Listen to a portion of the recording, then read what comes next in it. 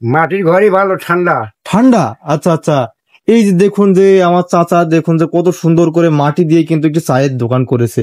তার পাশে যে চায়ের দোকানটি আছে সেটি কিন্তু এখন আধুনিক চায়ের দোকান। হ্যাঁ, পাশের দ্বারা আমার চাচা কিন্তু এখনো সেই অনেক আগের স্মৃতি একটু ধরে রেখেছে, আগে থেকেই বিয়ের দাওয়াত দিয়ে দিয়েছে। এই যে এদের হচ্ছে এই মেয়েটির বিয়ে কিন্তু কি বারে আপনার বিয়ে? রবিবারে। আচ্ছা আচ্ছা, আমরা আসতে পারি? আচ্ছা আচ্ছা, আমার খুবই ভয় লেগে গিয়েছে, কারণ আমার মনে হচ্ছিল যে আমি ভেঙে পড়ে যাব এমন অবস্থা। বাড়ির সামনে কিন্তু মানে গরু নিয়ে যাচ্ছে মাঠে, এবং দেখতে পাচ্ছেন যে মাটির যে স্তম্ভগুলো, বাড়িগুলো কত সুন্দরভাবে তারা বানিয়েছে যত্ন সহকারে। যুগের পরে যুগ এই বাড়িগুলো টিকে যাবে, কিন্তু এই বাড়িগুলো কিন্তু অক্ষয়ভাবে টিকে থাকবে। এই নওগাঁ জেলার সবাই নাকি বলে এটা জমিদারের এলাকা, সত্যি নাকি? ভাই রে ভাই, নওগাঁ জেলাতে এসে কি বিপদেই না পড়লাম। কালকে আমরা সান্তাহার স্টেশনে এসে তারপরে সারাটা দিন নওগাঁ জেলা ভ্রমণ করে আমরা কিন্তু 2:30টার দিকে এই নওগাঁ জেলাতে পৌঁছেছি। এই যে দেখতে পাচ্ছেন আমরা এখন সাপাহারে চলে এসেছি, এন্ড এটাই হচ্ছে সাপাহারের বাজার। দেখতে পাচ্ছেন এই যে Sapahar bus stand, main bus stand থেকে 2 তলাতে আমরা এখন হোটেল বুক করেছি। মাত্র 500 টাকায় আমরা একটি রুম নিয়েছি, যে এখানে আমরা রয়েছি 4 জন। এই যে রুমটি একবার দেখুন, এটি হচ্ছে আমাদের রুম। তো যাই হোক, এখানে এসে মানে খুবই বিপদে পড়ছিলাম রাতে, কারণ যেখানে আমরা ছিলাম রাতে, যে রিসোর্টে যাওয়ার কথা বলছিলাম সেই রিসোর্টটাই মানে নাম হচ্ছে ম্যাঙ্গো রিসোর্ট। ম্যাঙ্গো রিসোর্টে যাওয়ার পথে রাত আমাদের অনেক হয়ে যায়, 9টা বেজে যায়, তাই আমরা সেখানে পৌঁছাতে পারি না। তাই সেখানকার লোকজন নাকি বললো যে সেখানে অনেক চুরি ডাকাতি হয়, তাই আমরা একটি বাস ধরে আবার এই সাপাহার বাস স্ট্যান্ডে চলে আসি, যেখানে এই হোটেলটি আমরা বুক করি। দেখতেই পাচ্ছেন যে আমরা কোথায় আছি, বাংলাদেশের ম্যাপের একদম শেষ মাথায়। এই যে দেখতে পাচ্ছেন আমাদের পাশে রয়েছে আবার হচ্ছে বাংলাদেশ ভারত সীমান্ত বর্ডার, যেটা হচ্ছে চাঁপাইনবাবগঞ্জ বর্ডার নামে পরিচিত। আজ আমি আপনাদের নিয়ে এসেছি নওগাঁ জেলার সাপাহার থেকে বন্ধুপাড়া বাজার পর্যন্ত এক মনোরম ভ্রমণে। আমি প্রথমে শুরু করেছিলাম সাপাহার বাস স্ট্যান্ড থেকে। এখান থেকে রাস্তা পেরিয়েই প্রথমেই চোখে পড়বে ভোয়ল বাজার। একটু দূরে এগিয়ে যেতে দিঘির হাট বাজার, এটির আশেপাশে মানুষের প্রধান বাজার। তারপরে রাস্তার দুপাশে সবুজ ফসলের ক্ষেত, গ্রামের পথ পেরিয়েই আসার পরে গাঙ্গুরিয়া গ্রাম এবং সারাইগাছি গ্রাম। যাত্রাপথে চোখে পড়বে গ্রামীণ জীবনযাত্রা, খেলার মাঠ এবং কৃষিকাজের দৃশ্য। ঐতিহ্যবাহী হাট বাজার। নওগাঁ জেলা ধান চালের জন্য বিখ্যাত হলেও এখানে লুকিয়ে আছে অতীতের স্থাপত্য শিল্পের অসাধারণ নিদর্শন। রাস্তার আশেপাশে এবং সব জায়গায় দেখতেছি পুরনো মাটির ঘর। এই মাটির ঘর দেখে আমি সত্যি আনন্দিত, তাই আজ আমি চেষ্টা করব আপনাদের এই ঐতিহাসিক ভ্রমণটা দেখানোর।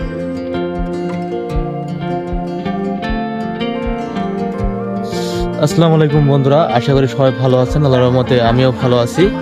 তো এখন আমি রয়েছি হচ্ছে নওগাঁ জেলা সারাইগাছি উপজেলা বন্ধুপাড়াতে। আর এই পাড়াতে দেখুন যে সব কিন্তু আদিবাসীরা বসবাস করে। এখন কিন্তু সব মাটির বাড়ি, মাটির দোকান পাশার, মাটির কিন্তু সব কিছু।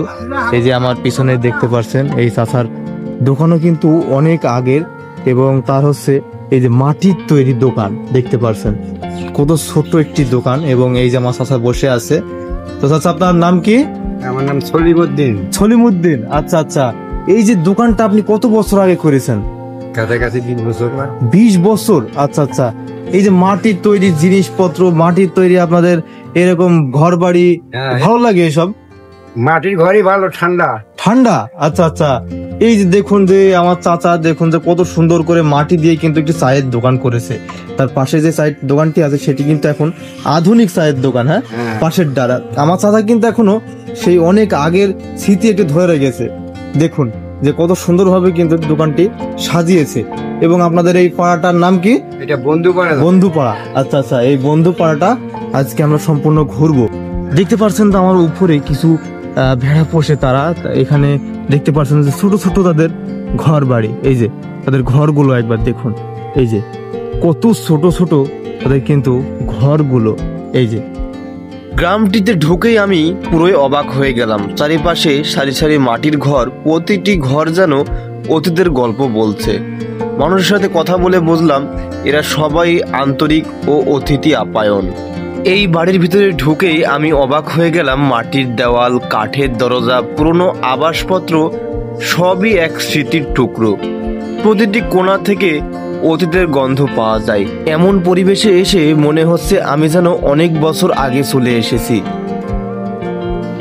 দেখুন যে কত সুন্দরভাবে কিন্তু 2 তলা 3 তলা করে এই গ্রামের ভিতরে কিন্তু বাড়ি করা। প্রথম বাড়িটা আমি দেখালাম, সেটি হচ্ছে ছোট করে একটি মাটি দিয়ে তৈরি, এবং দেখতে পাচ্ছেন আমার সামনে কিন্তু আরো উঁচু উঁচু দালানের মতো করে কিছু বাড়ি তৈরি করা আছে।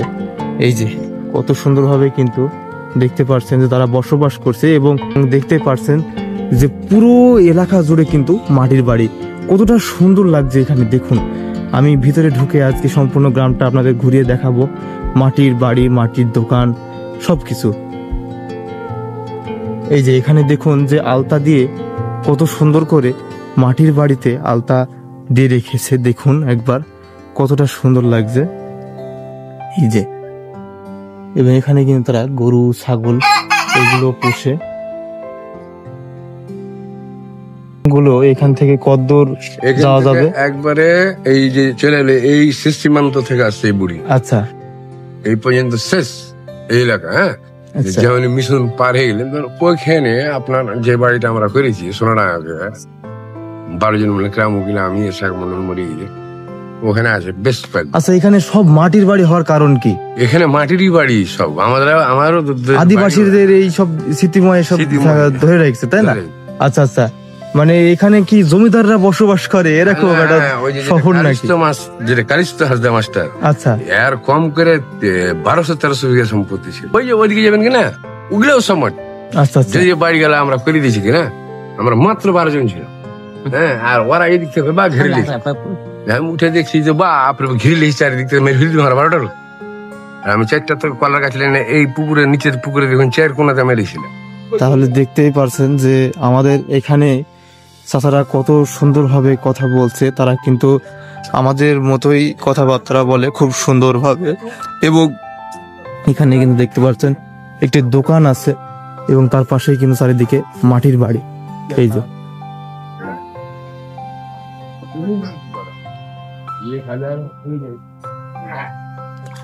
আধুনিক এই জগতের মাঝে এই যে নওগাঁ জেলা এখনো কিন্তু ঐতিহাসিক এই স্মৃতিময় জিনিসগুলো ধরে রেখেছে, এবং এই জিনিসগুলো কিন্তু নওগাঁ না আসলে আপনারা কখনো দেখতে পাবেন না কোনো জায়গায়। বাংলাদেশের কখনোই কিন্তু কোনো জায়গায় আপনারা এই মাটির স্তম্ভ, মানে মাটির এই বাড়িগুলো দেখতে পারবেন না এই নওগাঁয় না আসলে। দেখুন কত সুন্দরভাবে কিন্তু তারা, এই যে দেখতে পাচ্ছেন যে মাটির বাড়িগুলো একবার দেখুন।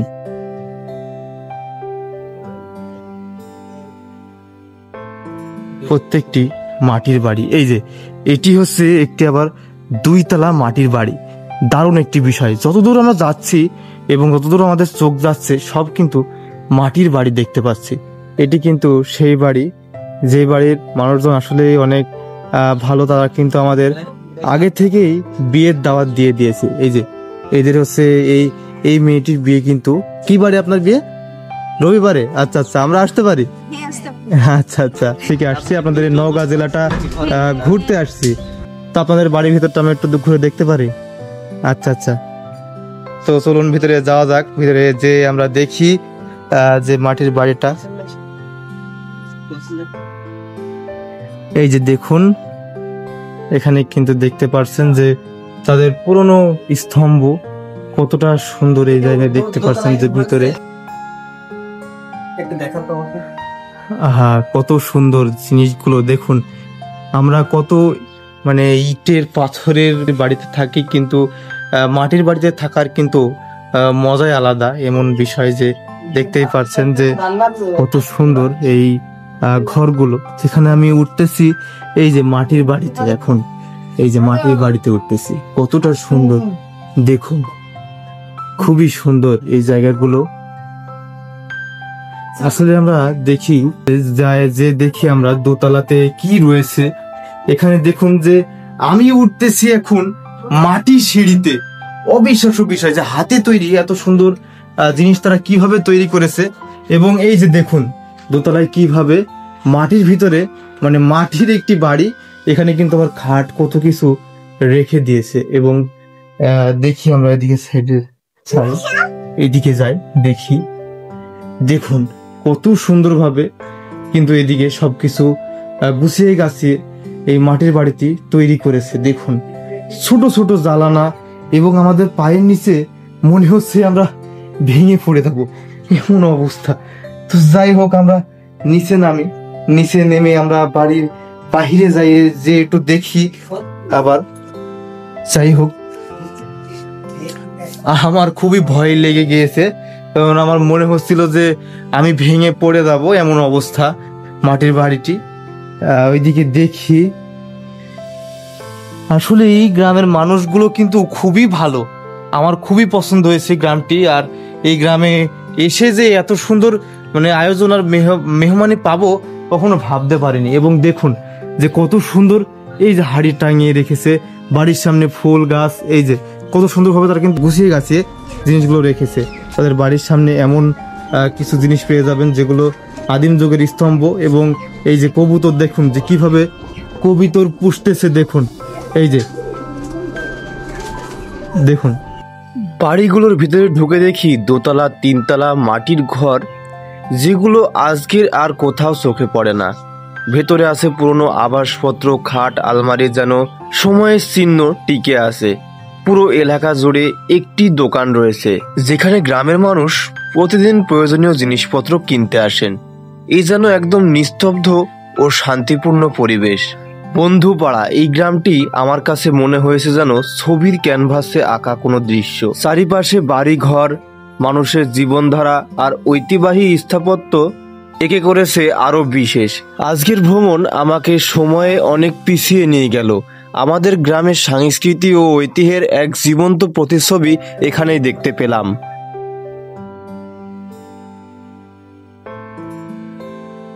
আমার এই চাচা দেখতে পাচ্ছেন যে মাটির বাড়ির সামনে কিন্তু অনেক গরু নিয়ে যাচ্ছে মাঠে।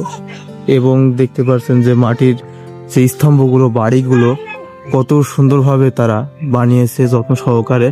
যুগের পরে যুগ এই বাড়িগুলো টিকে যাবে, কিন্তু এই বাড়িগুলো কিন্তু অক্ষয়ভাবে টিকে থাকবে। মাটির বাড়ি যেগুলো দেখা যাচ্ছে পুরো গ্রামটিতে, আমরা ঢুকেই পুরো গ্রাম ঘুরে দেখছি যে মাটির স্তম্ভ এদিকে দেখতেই পারছেন চারিদিকে। এই যে এই মাটির বাড়িটি আবার রং করা এবং সাজানো, যেটি কিন্তু আলতা দিয়ে বা অনেক কিছু দিয়ে ফুল আঁকায় বা তারা কিন্তু রং করে সাজায়। এই মাটিতে বাড়িটি আবার হচ্ছে রং করে দেখুন যে পুরোপুরি কিন্তু সাজানো রয়েছে।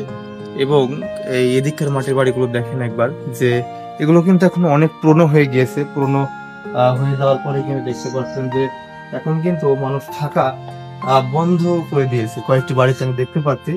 এবং দেখতে পাচ্ছেন যে এখানে কিন্তু অনেক রাস্তাঘাট অনেক খারাপ আর কি। আমরা এদিক দিয়ে যাচ্ছি, শেষ পর্যন্ত আমরা গ্রামের দেখতে চাই যে কি আছে না আছে।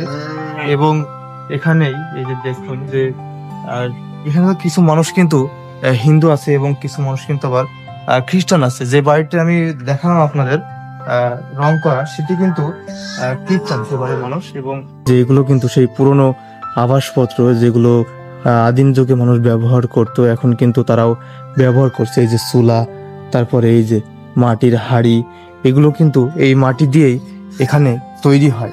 আপনাদের আমি সবকিছু এই গ্রামটাকে ঘুরিয়ে দেখানোর চেষ্টা করছি যে এখানে কি কি রয়েছে এই বন্ধুপাড়াতে। আপনারা আসলে কিন্তু মানে পুরো অবাক হয়ে যাবেন এই জায়গাটি দেখলে পারে।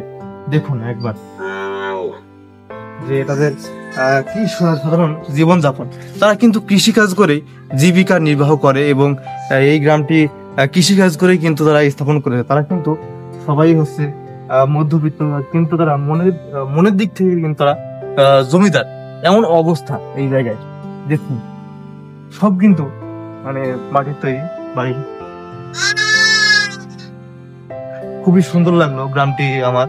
আপনাদের যদি কখনো সুযোগ হয় অবশ্যই একবার নওগাঁ জেলার সাপাহার হয়ে বন্ধুপাড়া ঘুরে আসবেন। আমি বিশ্বাস করি আপনাদের আমার মতো খুব ভালো লাগবে।